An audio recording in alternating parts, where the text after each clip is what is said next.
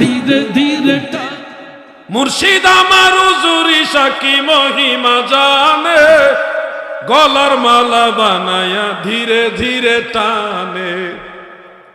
এই গান আপনারা শুনে বা ফেসবুক সোশ্যাল মিডিয়াতে নেগেটিভ ভাবে ভাইরাল হয়েছে কেন? আপনি তো বুঝান নাই। এই হুজুরি শাহ যে বলা হচ্ছে মুর্শিদ আমার হুজুরি শাহ, এই হুজুরি শাহ কিন্তু বহুত বড় আল্লাহর ওলি। হুজুরি শাহ কিন্তু ওনার নাম না, এটা হলো ওনার একটা পরিচিতি। ওনার ফেডের ভিতরে যত নারী ভুরি আছে না, এগুলাকে অঞ্চলে ভাষায় বলা হয় উজুরি। উনি কি করতেন? তাহাজ্জুদ নামাজের সময় প্রায় সময় ওনার ফেডের ভিতরে উজুরিগুলি বাইর কইরা পানি দিয়ে ধুইয়া আবার ভিতরে ঢুকাইতেন নূর সহকারে, ঢুকাইয়া জোড়া লাগাইয়া ওযু কালাম কইরা তারপরে তাহাজ্জুদ নামাজ পড়তেন। ওই লোক হইল হুজুরি শাহ, কত বড় কামেল ব্যক্তি একজন। এবার বুঝছেন না হুজুরি শাহকে? ব্রাহ্মণবাড়িয়া কসবাই বারাই গ্রাম ওনার মাজার, বহুত বড় কামেল ব্যক্তি।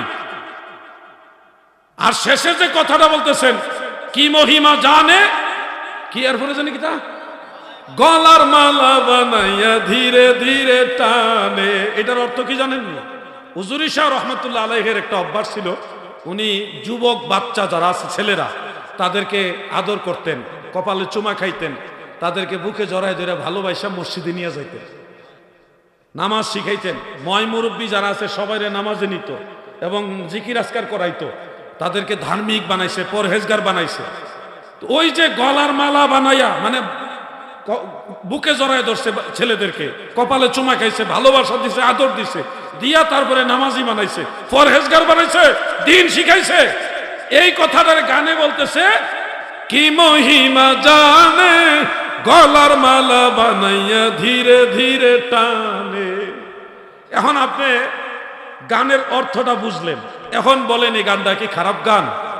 গানটা তো কত ভাবের গান, গভীর গান, কিন্তু যিনি গাইছে উনি তো বুঝায় কয় নাই।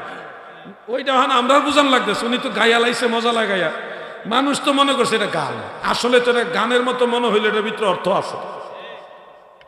এই জন্য আমাদের আর একটু দায়িত্বশীল হতে হবে। আপনি গান, ইসলামী সঙ্গীত, ওলি আল্লাহ শান গাইবেন, কেন গাইবেন না? অবশ্যই গাইবেন, কিন্তু একটু মানুষকে আগে বুঝাইলেন ঘটনাটা এই ঘটনা, এরপরে গানটা টান দেন, দেখবেন মানুষের ভিতরে একটা পজিটিভ ধারণা থাকবে।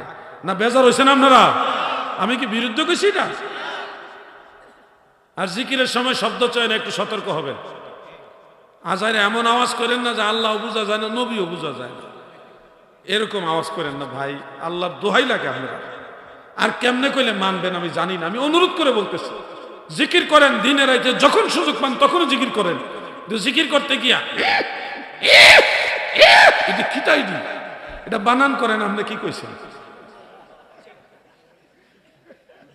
ফেরেশতারা যে লেখবো, এটা কি লেখবো?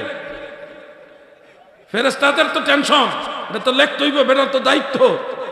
কথার কথা বললাম আর কি, উনার তো এটা দায়িত্ব, এটা লেখা লাগবো না। আপনি যে কইছেন এটা কি কি উচ্চারণ করছেন? এটা আল্লাহ যেন আমার ভাইদের বুঝার তৌফিক দেন। বলে না আমি, আমরা জিকির চাই, কি বলেন? মাহেরাজ আওয়াজ কমে গেছে গা। জিকির চাই